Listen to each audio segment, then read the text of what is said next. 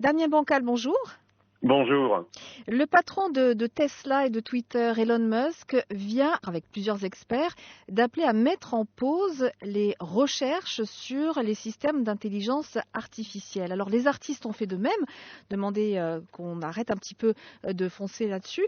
Qu'Elon Musk le fasse, c'est assez étonnant. Est-ce que vous pouvez nous expliquer un petit peu cette démarche ? Alors ce qui est intéressant justement, cette démarche, on peut la trouver positive et on peut la trouver aussi un peu étonnante, justement en parlant d'Elon Musk.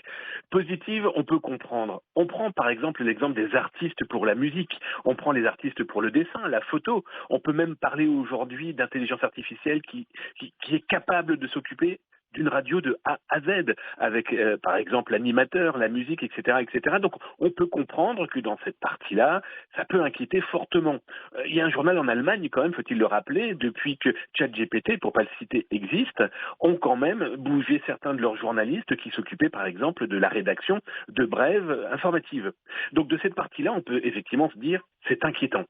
Après que Elon Musk veuille signer ce genre de document en disant oui, freinons tout ça parce que c'est inquiétant, c'est quand même oublier que Elon Musk a une société qui s'appelle Neuralink, qui s'occupe de l'intelligence artificielle et qui dernièrement a quand même planté une puce dans un animal pour pouvoir contrôler par et l'intelligence artificielle pour ensuite peut-être mettre ça dans nos cerveaux. Donc voilà, c'est plutôt intéressant. On sent surtout quelqu'un qui se retrouve comme Google, totalement dépassé par une intelligence artificielle qui aujourd'hui est quasiment en accessibilité à n'importe qui. À travers ce fameux chat où on peut discuter avec l'intelligence artificielle et qui d'ailleurs récemment a été un peu saisi par les journalistes, juste pour l'anecdote, qui ont demandé à cette intelligence artificielle si il représentait une menace pour les journalistes. Et la réponse c'est que non, c'est que en fait on peut pas remplacer complètement un journaliste. Donc on est assez rassurés, voyez-vous. Heureusement. Heureusement.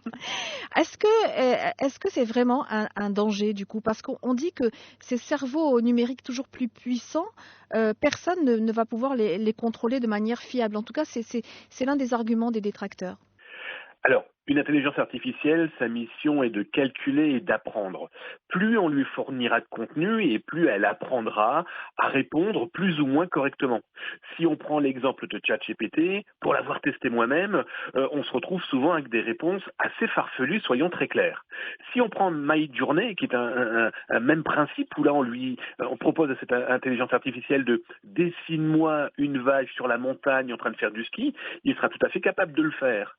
Par contre, on voit de petites erreurs encore, hein, des humains qui ont 10 doigts, par exemple. Bon, alors il y a beaucoup de fantasmes autour de ces intelligences artificielles, sachant que ça ne date pas d'hier, mais on se rend compte que de fil en aiguille, avec la puissance des ordinateurs qu'on peut avoir aujourd'hui, par exemple à sa maison, mais aussi avec les calculateurs qu'on peut trouver dans le monde, on se rend compte quand même que cette intelligence artificielle a des parties très positives. On va prendre l'exemple de Microsoft qui s'en sert pour la cybersécurité, mais qui pourrait très rapidement se transformer en très négatif en lui demandant d'écrire un texte très crédible pour parler de politique ou de nuisance envers une entreprise ou une population. D'où la nécessité et même l'importance d'encadrer un petit peu cette intelligence artificielle. Finalement, c'est ce qu'il faudrait faire. Encadrer une intelligence artificielle, je pense que malheureusement, ça risque d'être très compliqué. Au Non, je niveau pense qu'il faut. législatif, au niveau contrôle, est-ce qu'il n'y a rien à faire? Alors, on peut contrôler, on peut mettre des lois qui vont indiquer, eh bien attention, une intelligence artificielle ne doit pas proposer de pirater son prochain ou de faire de fausses informations. Oui, sauf que le problème, souvenons-nous quand même d'une intelligence artificielle que Microsoft avait proposée il y a quelques années, où au bout d'une journée, l'intelligence artificielle avait tellement eu des propos nauséabonds de pas mal d'internautes qui voulaient soit jouer, soit carrément perturber. On s'est retrouvé quand même avec des poèmes totalement inimaginables dans l'esprit d'un humain et surtout aujourd'hui. Donc voilà, mettre des lois, mettre des règles, oui, bien sûr, pourquoi pas. Sauf qu'on ne maîtrise pas tout, d'autant plus d'abord on ne maîtrise pas obligatoirement le créateur. Qu'est-ce qui va nous empêcher, d'ailleurs, qu'est-ce qui nous empêche aujourd'hui de penser que Des pays dont, on va dire, la gestion humaine et des droits de l'homme n'est pas la plus poussée, ils sont peut-être déjà en train d'avoir des intelligences artificielles qui surveillent les populations. Prenons juste la biométrie, hein. Et certains pays utilisent des caméras pour regarder le visage d'une personne et l'intelligence artificielle pourra dire si oui ou non cette personne potentiellement n'est pas dans une base de données parce qu'elle a fait des crimes il y a quelque temps. Donc voilà, tout ça est encore une fois allé beaucoup trop vite, comme à chaque fois, et ceux qui ont le plus peur et qui découvrent ça de plein fouet se disent oh là là, qu'est-ce qu'on va faire? Non, c'est avant qu'il fallait y penser. Maintenant, la machine est lancée, hein. Alors, un pare-feu légal ou enfin législatif ou de contrôle, c'est difficile, mais je sais que dans certaines universités, on a développé des logiciels qui sont capables de détecter un Oui. texte ou un devoir qui a été rendu par un élève. Ils sont capables de savoir si ça a été réalisé par une intelligence artificielle ou pas. Mais il faut savoir que c'est pas une nouveauté, hein. Déjà aux États-Unis, les universités américaines ont interdit ChatGPT, ou certaines l'utilisent en expliquant qu'il y a des contrôles. Parce que quand ChatGPT est sorti, il existait déjà des sites internet ou des outils qui permettaient justement par une autre intelligence artificielle de définir un pourcentage qui explique que ben voilà, le texte de Damien à 90% a été écrit par une intelligence artificielle. Sauf que ça aussi, ça se piège, ça aussi, ça se modifie. Donc c'est pour ça qu'énormément d'écoles, je prends par exemple l'exemple de Sciences Po en France, a interdit cet outil. Il va falloir effectivement que tout le monde réfléchisse autour d'une table, mais il aurait fallu le faire avant, pas au moment où tout le monde peut aujourd'hui taper dans ce genre d'outil, eh bien, écris-moi un poème d'amour comme Baudelaire.